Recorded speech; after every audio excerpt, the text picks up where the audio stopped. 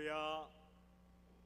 하나님의 풍성하신 은혜와 평강이 여러분에게 함께 하시기를 축복합니다. 더워서 부채질 하시는 분들이 계세요. 예, 덥습니다. 덥지만 그래도 사모하는 마음 가지고 귀는 잘 기울여 주시기 바랍니다.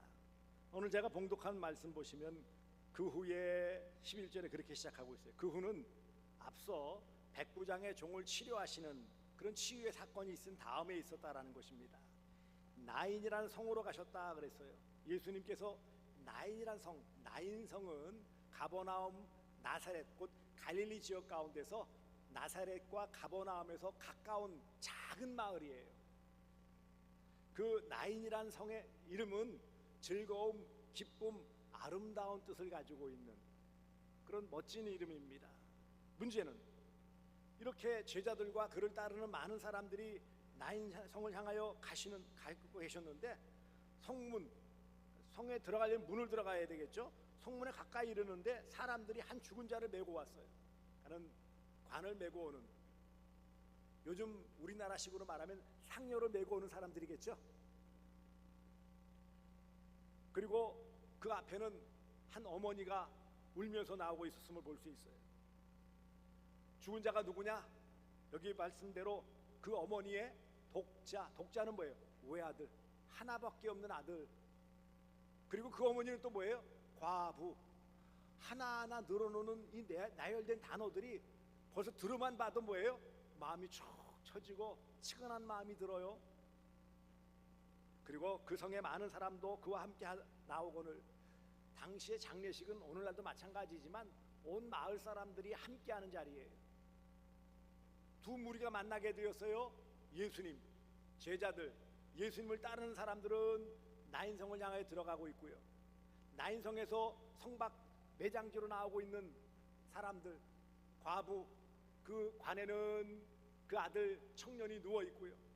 함께하는 그런 마을 사람들이 뒤를 따르며 울고 있습니다. 그때 예수님께서 과부를 보시고 불쌍히 여기셨다. 비통한 마음을 가지시고 울지 말라. 여러분, 하나밖에 없는 아들, 소망이 사라진 그 어머니에게 울 일만 남았지 뭐가 남았겠어요. 울지 말라 이 말은 사실 말이 안 되는 말이에요. 자식을 잃은 마음이 있는데 어떻게 울지 않을 수 있어요? 울지 말라고 말씀하시고요. 가까이 가서 관에 손을 대셨다. 레위기에 의한 율법에 의하면은요, 시체든지 죽은 사람을 거두어들이는 그런 관은 손을 대지 않는 거예요. 왜요? 부정하기 때문에. 손을 대서 자연스럽게 관을 맨 사람들이 멈춰 서게 되어져요. 그리고 예수님께서 말씀으로 외치십니다. 청년아, 내가 내게 말하노니 일어나라. 죽어있는, 적어도 사흘 이상이 지냈다는 것을 알 수 있죠. 유대에 의해서도 사흘장을 지내거든요.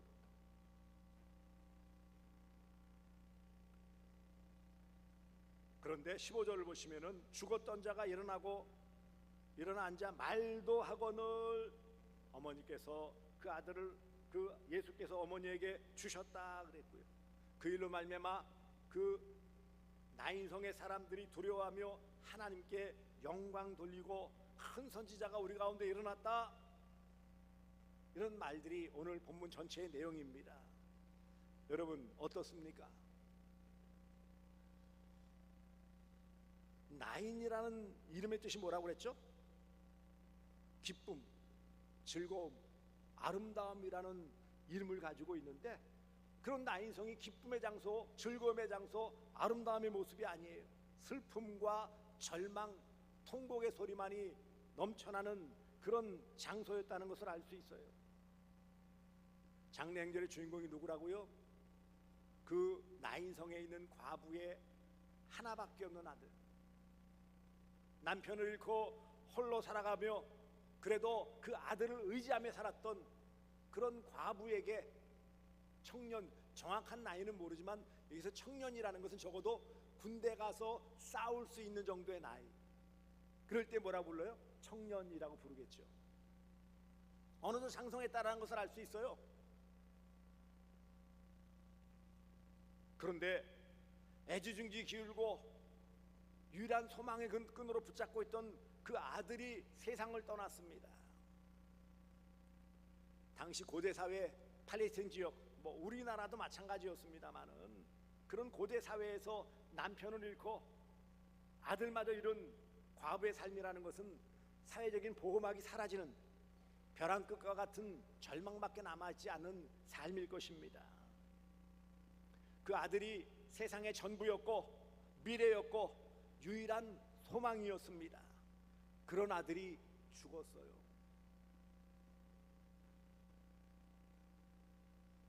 관을 메고 나가는 무리를 바라보며 앞장서는 어머니의 가슴은 이미 무너질 대로 무너져 내렸고 흘릴 눈물마저 말라버렸을 것입니다. 이런 상황에서 예수님이 나타나세요. 저는 오늘 이 말씀을 그림으로 그려보면서 더 겹쳐 보이는 모습이 있어요. 그것은 바로 오늘 이 시대 우리 젊은 세대, 우리 교회를 비롯한 이 시대의 이 사회에 있어서의 젊은 세대 청년들이 겹쳐 보이고 있습니다. 그렇습니다. 어찌 보면 가만히 보세요. 이 자식을 잃은, 하나밖에 없는 소망을 둔 자식을 잃은 이 과부 어머니, 소망을 두고 있는데 그렇게 안타깝게 바라봤던 아들이 세상을 떠났어요. 절망스럽게 바라보는 그런 과부는 이 시대의 부모들 기성세대라고 바라보여져요. 뭔가를 해주고 싶은데 해줄 수도 없고 바라보는데 소망이 없어 보이고요. 관에 누워있는 그런 청년의 모습은 자녀 세대, 다음 세대로 겹쳐 보입니다. 왜요? 뭔가를 해보려고 하지만 해볼 수가 없어요. 뭔가를 좀 움쳐 뛰어보려고 하지만 그럴수록 뭐예요? 자꾸 더 큰 절망만 다가오고 있습니다. 어떤 목사님, 작가이신 목사님이 글을 써놓은 것을 한번 보게 되었어요. 칼럼처럼 쓴 건데 제목이 이거예요. 신조어는 청년들이 세상에 보내는 구조 신호다. 신조어들. 벼락거지라는 말 들어보셨어요? 벼락거지. 들어보신 분은 좀 신세대 쪽에 가까워요. 물론 이제 요즘은 이제 영끌, 비투 이런 말은 또 많이 들어봤죠. 부동산을 위해서 영혼까지 끌어모으고 빚내서 투자한다. 오죽 가진 게 없으니까. 엔잡러 한 가지 직업 가지고 먹고 살 수가 없어요. 두 가지, 세 가지 본 직업이 있으면서도 다른 알바를 뛰고 이리 뛰고 저리 뛰고 주말도 없이 살아가는 그런 모습이죠. 요즘 젊은 회사원들 사이에서 도는 말이 뭔지 아십니까? 조용한 퇴사. 조용한 퇴사는 뭐예요? 회사를 그만두는 건데 회사를 사표를 내고 나오느냐? 그건 아니에요. 조용한 퇴사의 의미는 뭐냐면 열정을 가지고 회사를 위해서 내 나름대로 비전을 가지고 열심히 해봐야지 했는데 다 막혀요. 위에 상사로부터 구박을 당하고 사회로부터 인정받지 못하고 나름 열정을 가지고 했는데도 불구하고 열매는 없고 점점 위축되어서 이제는 다 포기한 거예요. 그냥 목구멍이 포도청이니까 월급으로 받아 살아야 되겠고 더 이상 나는 이제는 회사를 위해서 내 청춘을 불살르지 아니하리라. 퇴사한 건 아니에요. 마음은 퇴사한 것과 같은, 그냥 내 앞에 주어진 업무만 겨우겨우 하는, 쫓겨나지만 않을 정도로 유지하는 모습이 조용한 퇴사예요. 요즘 젊은 세대의 그 직장 생활의 모습이 그렇다라는 거예요. 문제는 조용한 퇴사는 그래도 뭐예요? 직장이 있는 거예요. 그래도 작던 많이 주던 적게 주던 직장이 있는 사람들에게 배부른 소리라고 할 수 있고요. 요즘 무슨 말이 돕니까? 한여름 이렇게 무더위인데 무슨 말이 돌아요? 취업 한파. 내가 아무리 원하고 28군데 29군데 이력서를 내고 직업을 구하지만, 직장을 구하지만 받아주는 곳이 없어요. 경제가 점점 어려워지니 직장 구하기가 하늘의 별 따기예요. 그래서 들리는 말이 취업 한파.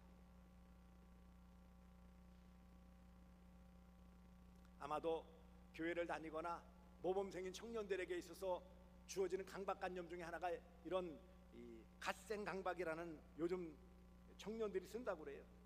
나름대로 갓생, 갓신이라는 단어와 생, 인생이라는, 그래서 모범적으로 똑바르게 살고자 하는 마음을 가지고 부지런히 나름대로 좀 다른 사람에게 폐 안 끼치며 살려고 하는 그런 마음을 가지고 자기 인생을 과도하게 채찍질하는데 그게 언제까지 가겠느냐고요. 부모님에게는 효자처럼 보이고, 친구들에게는 좋은 친구로 보이고, 직장에서는 모범생으로 보이고, 근데 그게 너무 과도한 거예요. 그런 척하며 살고 가려니까 뭐예요? 더 버틸 수가 없는 거예요. 왜 그럴까요? 또 나오는 신조어가 비교지옥이라는 게, 비교지옥. 끊임없이 다른 사람과 비교하니까 뭐예요? 열등감, 불안감, 좌절. 그래서 나타나는 게 뭐예요? 분노. 아니 학교 다닐 때는 나보다 공부도 못하던 놈이 어느 날 딱 나타나가지고 명함을 딱 주는데 보니까 야, 얘가 왜 이래? 자기는 지금 말단에서 겨우 올라가지 못하고 허덕거리고 있는데 나보다 실력 없다고 밀려있던 쟤는 가서 벌써 과장 자리에 딱 내밀면서 번듯한 직장에 딱 내밀 때 뭐예요? 비교되어지는 거예요. 비교 지옥. 비교하니까 뭐예요? 난 너무 형편없고요. 특별히 한국 사회가 이 비교가 너무 심해요. 서구 사회나 이런 데는 뭐 나 홀로 개성을 존중하기 때문에 별로 그런 거 신경을 안 쓴다고 그래요. 덜 쓰겠죠. 한국은 그렇지 않아요. 공동체성이 강하고요, 비교의식이 강해. 그래서 다 비교해 봐야 돼요. 그래서 나오는 말이 있잖아요. 엄친아, 엄마의 친한 아들. 엄마 아들, 친구가 아들은 어땠는데? 다 비교잖아요. 남편 달달 볶으면서 이웃집 누구 남편은 말이야 요번에 해가지고 월급이 얼마나 오르고 삼성에서 성과급을 몇 억을 받는다는데 이 인간아 너는 뭐 했어? 이러고 듣는 거예요. 이게 지옥이죠. 포모라는 말 들어보셨어요? 다른 사람들이 모두 잘 되는 것 같고 누리는 것 같은데 나는 그것을 놓치고 말았어요. 나만 뒤처지는 것 같아.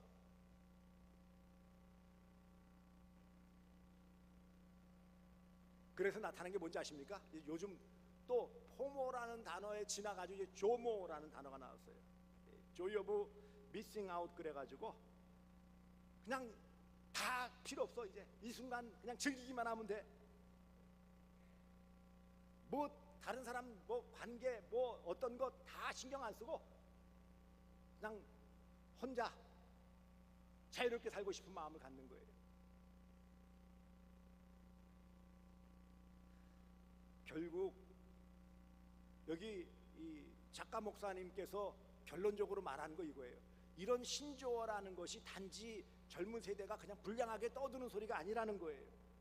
지금 내가 너무너무 힘들고 죽겠으니 나 좀 살려주세요 라는 구조신호, SOS라는 거예요. 그걸 잘 귀담아 들어야지, 그래야 소망이 있다라는 거예요. 이게 교회 밖에 사회 얘기일까요? 아니요. 결국은 교회 안에 앉아 있지만 마지못해 앉아 있을 수도 있고 죽지 못해 앉아 있을 수도 있고 믿음으로 앉아 있을 수도 있지만 현실은요, 마치 나인성에서 메고 나오는 관 속에 누워있는 청년과 같이 소망이 사라진 아무것도 할 수 없는 절망의 모습만 남아있는 이런 모습은 아닌지요. 취업난, 물가 상승, 내 집 마련의 꿈은 다 이제 사라졌어요. 다 포기하는, 다 포기했어요. 결혼도 포기하고 출산도 포기하고 내 집 마련도 포기하고 승진도 포기하고 연애도 포기하고 치열한 경쟁 때문에, 비교 때문에 견딜 수가 없어요. 무기력감에 빠지고 불안 증세가 심해지고, 그래서 나타나는 게 공황장애잖아요. 내 스스로 나를 어떻게 해볼 수가 없어요.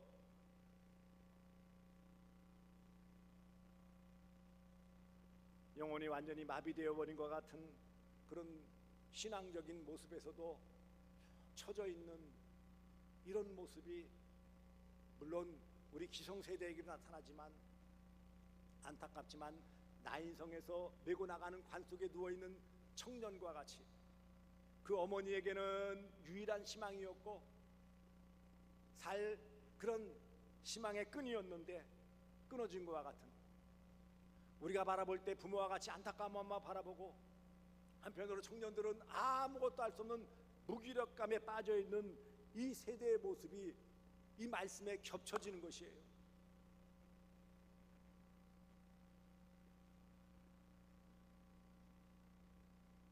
여러분, 어떤 사람들은 나와서 그래요. 유튜브나 이런 데 보면 잘하는 척하면서 이러죠. 청춘은 기쁨의 때이니 마음껏 꿈꾸며 마음껏 펼쳐라. 그럴 수 있을까요?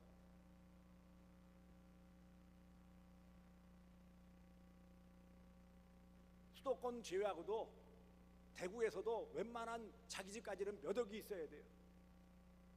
몇 억이면요 10년 20년 안 쓰고 탈탈 모아야 되는데 부모에게 물려받지 않으면 내 집 마련의 꿈이 쉬울까요?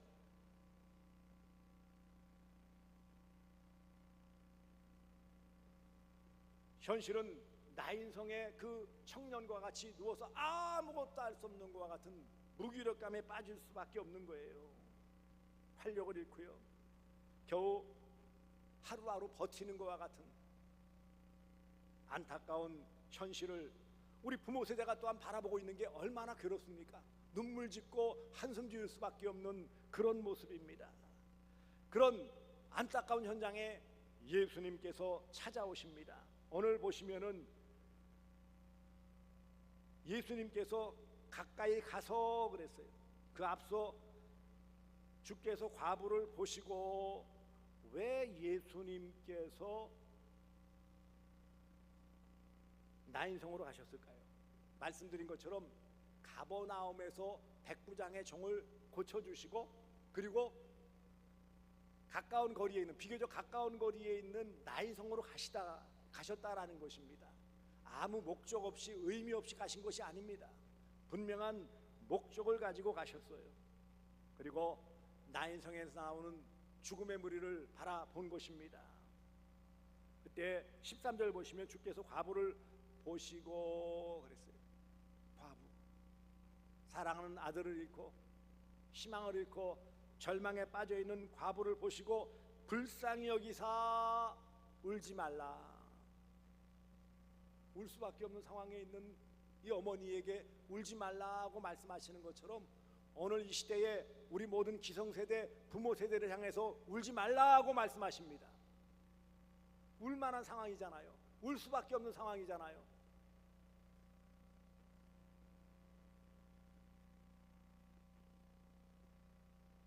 슬픔의 현장에 있는 이 어머니에게 울지 말라라고 말씀하신 이유는 뭘까요? 울지 않을 수 있는 상황을 만들어 주시겠다라는 거예요. 사랑하는 성도 여러분, 인생이 아무리 노력한다고 해서 그것을 바꿀 수 있을까요? 사람들은 그래요. 노력하면 다 된다고요. 노력하면 다 될까요?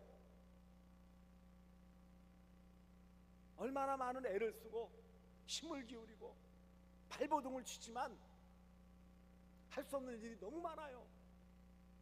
누가 직장 안 가고 싶어요? 누가 성공하고 싶지 않아요? 누가 부모를 잘 모시고 또 효도하고 싶지 않아요? 현실은 그렇지 않다는 거예요.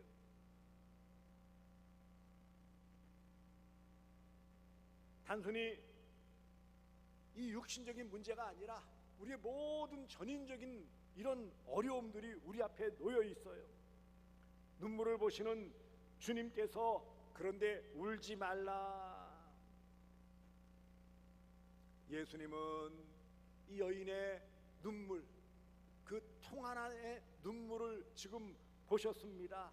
이것처럼 오늘 이 시대에 우리의 기성세대, 부모세대의 그 아픔, 그 절망, 그 말로 다 표현할 수 없는 그 어려움들을 주님은 다 알고 계신다라는 거예요. 세대마다 다 다르겠죠. 바라보는 시각이 달라요. 시선이 달라요. 경험이 달라요. 다를 수밖에 없어요. 자녀 세대, 다음 세대를 바라보며 안타까워하고 있는, 눈물 지을 수밖에 없는 부모 세대, 지성 세대를 향하여 주님은 뭐라고 말씀하신다고요? 울지 말라.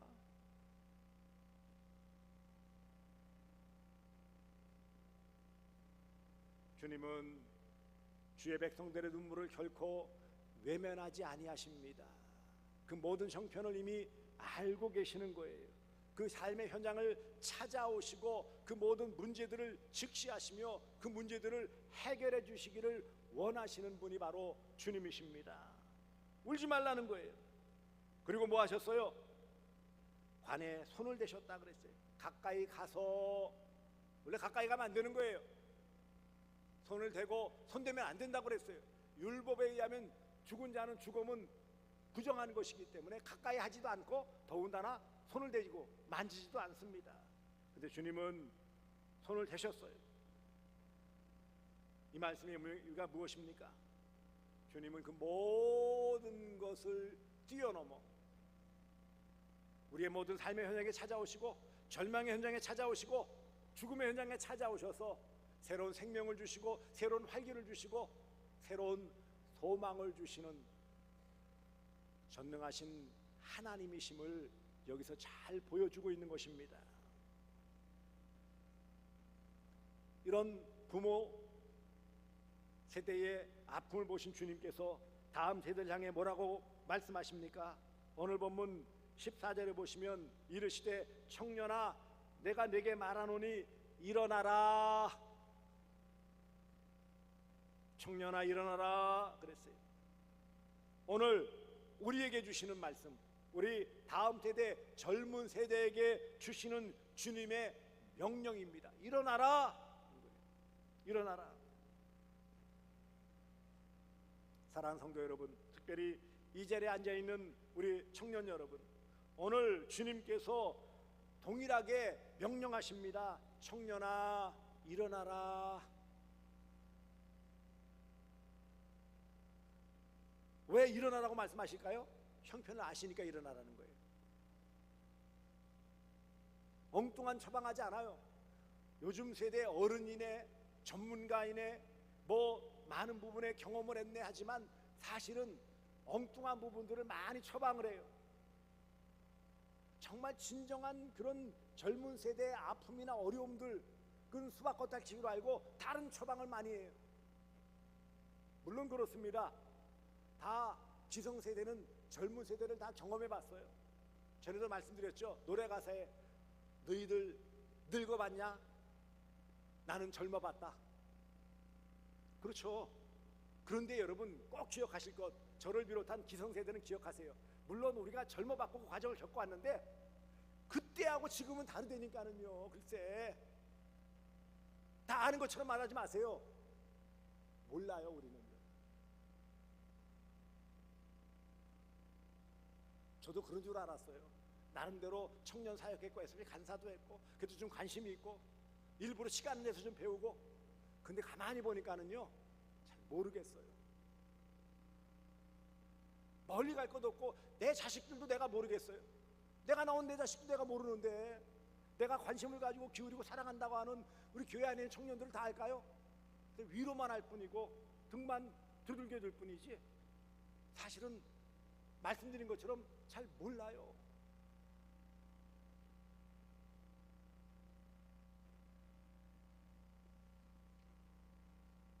예수님께서 분명하게 말씀하십니다. 더 이상 절망의 관 속에 누워있지 말라는 거예요. 실패의 상처와 무기력의 수위를 벗어 던져라. 왜냐하면 주님은 그것을 다 아시기 때문에.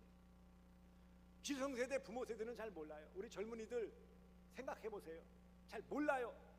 그 세대를 겪었지만 그 시대는 또 다른 세대예요.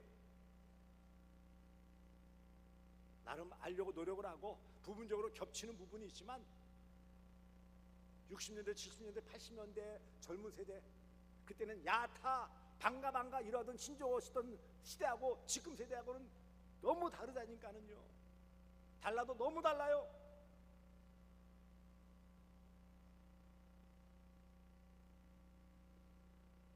사랑하는 우리 청년들이여, 세상에 정해놓은 한계와 사망의 그늘에서 이제 걸어 나오십시오. 누구를 바라보면서요? 예수님 바라보면서. 누구의 뜻이기에? 주님의 뜻이기에. 어머니의 품에 아들이 다시 안겨진 것처럼 예수님은 오늘 우리를 하나님의 따뜻한 품으로 생명의 자리로 회복하시기를 원하시는 것입니다. 청년아 일어나라 소리로만 말씀하신 것이 아니에요. 분명한 산소망과 생명으로 함께 주셨던 것입니다. 여기에서 주시는 이 말씀 의미를 좀 더 깊이 새겨야 돼요. 일어나고 라는 바르게 앉는다라는 뜻도 가지고 있어요. 생명이 다시 돌아왔을 뿐만 아니라 일어나 앉는 정도가 아니라 바르게 앉는 정도를 말하는 거예요. 그건 대단히 중요한 의미예요. 일어나라라고 해서 이 명령하신 것이 사복음서에 보면 3번이 기록되어져 있어요. 그것은 이 나사로, 죽은 나사로, 요한복음 11장에 보시면 나사로를 향해서 나사로야 일어나라 나오라 라는 명령을 하셨고요. 회당장 야이로의 딸 누가복음 8장 오늘 본문 앞서 뒤에 있는 누가복음 8장 54절에도 회당장 야이로의 딸에게도 따라 일어나라 그랬죠. 달리다굼. 오늘 본문 청년에게도 일어나라. 이 말씀은 단지 그 자리에서만 일어나는 것이 아니에요. 모든 절망의 자리, 모든 포기의 자리, 모든 무기력의 자리에서 털고 일어나라라는 거예요.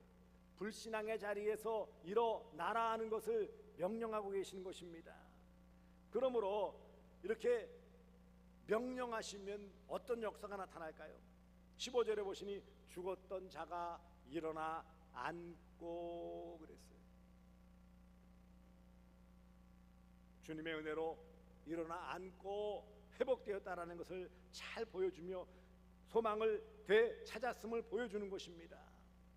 그러므로 이런 귀한 은혜가 오늘 이 시대에 다음 세대, 우리 자녀 세대, 청년 세대, 젊은 세대에게 임할 수 있기를 주님의 이름으로 축복합니다. 우리의 소망이 무엇입니까? 세상에서 아무리 발버둥쳐도 소망을 찾을 수가 없어요. 결국 이 시대에 우리의 소망은 오직 예수 외에는 없음을 기억하시기 바랍니다. 예수님만이 인생의 참 친구가 되시고, 예수님만이 인생의 참 동반자가 되시고, 예수님만이 인생의 모든 치료자가 되시고, 예수님만이 인생의 참 해결자가 되시며, 예수님만이 참 생명을 주시는 분이심을 잊지 마시기 바랍니다. 그래서 오늘 이 시대 결국 보세요. 청년이 일어났을 때 청년이 일어나는 이 귀한 역사가 나타났지만 그 어머니에게는 뭐예요? 기쁨이에요. 소망이 다시 살아난 거예요. 청년들이 하나님의 은혜 가운데 힘을 얻을 때 기성세대, 부모세대인 우리가 더 힘을 낼 수 있어요. 이를 위해서 우리는 안타까운 마음 가지고 이 과부는 울기만 했지만 우리는 이 다음 세대, 자녀 세대를 위해서 하나님 앞에 엎드려 기도해야 합니다. 기도할 때에 하나님께서 은혜의 역사를 베풀어 주시고 일어나 앉을 수 있는 놀라운 회복의 역사를 일으켜 주실 줄 믿습니다. 바라보고 안타까워만 하고 탓만 할 것이 아니라는 거예요. 그들을 다 이해할 수는 없어요. 그렇습니다. 여러분 다 이해할 수 있다고요? 아니요. 이해 못한다니까는요. 이해하는 게 아니에요. 그냥 품고 가는 거예요. 그리고 위에서 기도할 뿐이죠. 젊은 세대요, 여러분 세상을 바라보면 오늘 주신 것처럼 관 속에 누워있는 것 같이 막막해요. 아무것도 할 수 없는 무기력감에 빠질 수밖에 없어요. 하지만 주님은 산 생명이 되십니다. 우리 유일한 소망이 되시는 거예요. 그분이 일어나 앉으라 일어나라 하면 일어날 수 있는 거예요. 주님을 만나면 인생이 달라지는 거예요. 세상 가운데 방황할 수 있고 세상에서 희망을 잃어버리는 절망의 자리에 있습니까? 유일한 희망이요 생명 되시는 예수님을 만나고 주님과 동행하는 삶을 살아가시기를 바랍니다. 내가 곧 길이요 진리요 생명이니 분명하게 선언하셨어요. 예수 안에 생명이 있어요. 다 좋아 보입니까? 아니요. 다 나중에 그것 때문에 오히려 가슴을 치며 후회할 일들이 쌓이는 거예요. 세상 것, 썩어질 것 바라보면 관 속에 누워 있는 거예요. 부활의 주님을 만나며 주님 손잡으면 일어나 앉아 자기 몫을 감당하며 소망 가운데 살아갈 수 있습니다. 이와 같이 놀라운 기적의 역사가 나타났을 때 사람들의 반응이 무엇입니까? 두려워했다라고 했어요. 단지 여기서 두려워했다라는 말은 공포감만이 아니죠. 이것은 존경했고 경외했다. 그래서 경외라는 단어와 같은 단어예요. 경외하는 거예요. 누구를요? 하나님. 뒤에 나오는 게 뭐예요? 그래서 하나님께 영광을 돌려 이르되, 모든 은혜의 역사마다 뭐가 나타나야 됩니까? 하나님의 영광이 나타나야 돼요. 다 그렇다고 좋아 보여도 하나님의 영광이 드러나지 않는다면 소용이 없어요. 분명하게 말씀드립니다. 다음 세대가 뭔가 잘 되는 것 같고 풀리는 것 같고 성과가 있는 것 같이 보입니까? 그게 하나님의 영광으로 드러나지 않는다면 결국은요, 또 다른 아픔과 상실감으로 다가올 거예요. 사랑하는 성도들이요, 오늘 나인성의 사람들이 고백한 것 같이 하나님께서 자기 백성을 돌보셨다. 그렇습니다. 예수님께서 나인성으로 찾아가셔서 과부의 아들을 다시 살려 청년아 일어나라 함을 통해 다시 살리시고 그 과부에게 기쁨과 소망을 안겨주신 것처럼 오늘 우리 대구 서남교를 향하여 주님 찾아오시고 우리를 향하여 분명하게 말씀하십니다. 청년아 일어나라. 무기력감에 빠져있고 지금 여러 가지 모습에서 힘을 잃고 있는, 상실감 가운데 있는 그런 청년들 향하여 일어나라 하시면서 기성세대 부모세대는 우리가 그들을 위해 기도하고 그들을 돌보고 그들을 바라보며 안타까워하는 마음을 가져야 하는 것을 말씀하고 있는 거예요. 그러면 결국에요, 청년이 일어나고 그 어머니는 힘을 얻고 소망 가운데 살아가는 것과 같이 오늘 이 시대에 하나님 기뻐하시는 은혜의 역사, 돌보심의 역사가 나타날 것입니다. 그러므로 오늘 주신 말씀, 청년아 일어나라, 물론 청년 세대만 말하는 것이 아니라 모든 성도들에게 다 해당되는 말씀이죠. 이 귀한 다시 세워주시고 다시 살려주시는 이 귀한 은혜의 말씀을 듣고 다시 심령이 새로워지며 우리의 믿음이 새로워지며 하나님 앞에서의 그런 발걸음이 새로워지므로 하나님께 영광 돌리시는 복된 성도들 되어주시기를 주 예수 그리스도의 이름으로 축복합니다. 기도하겠습니다. 자비로우신 아버지 하나님, 유일한 아들, 하나밖에 없는 소망이 되는 아들마저 죽었던 과부를 바라보시며 불쌍히 여기시고 울지 말라 하시고 청년아 일어나라 라고 명하심으로 죽었던 자를 살리셨던 예수 그리스도의 복된 사역을 바라보며 오늘 우리의 삶에서 우리 교회 안에서 이것들이 그대로 재현될 줄 믿고 감사를 드립니다. 참으로 기성세대는 소망을 잃은 것처럼 힘을 잃고 또한 젊은 세대, 다음 세대는 상실감 가운데 부담감 가운데 세상에 또한 살아남기에 몸부림치며 절망의 구렁텅이에 빠져있는 것과 같이 안타까운 현실에 있지만 주님 찾아오심을 통하여 청년아 일어나라, 먼저 또한 울지 말라, 청년아 일어나라 분명하게 세대를 향하여 주시는 말씀으로 다시 일으켜 세우시며 소망을 주시는 주님을 바라봅니다. 다음 세대를 위하여 우리가 눈물로 기도하며 그들을 품고 그들을 믿음으로 잘 이끌어갈 수 있는 책임을 우리 기성세대가 감당하며 다음 세대는 주님의 말씀을 듣고 새 힘을 얻으며 새로운 소망 가운데 또한 주님의 뜻을 이룰 수 있는 복된 다음 세대들 될 수 있도록 은혜 베풀어 주시옵소서. 예수님의 이름으로 기도드리옵나이다. 아멘.